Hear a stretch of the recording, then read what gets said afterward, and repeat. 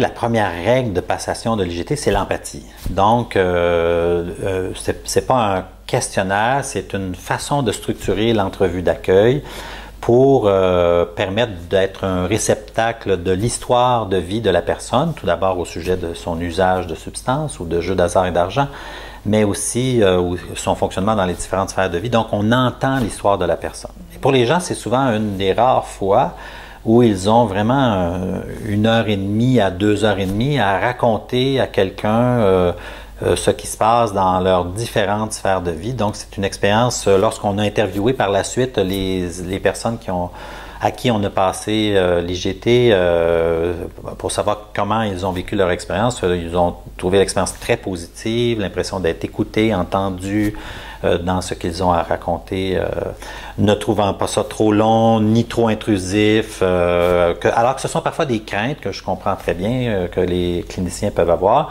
Mais les personnes très rarement confirment ces craintes-là. Au contraire, c'est une expérience très positive pour eux.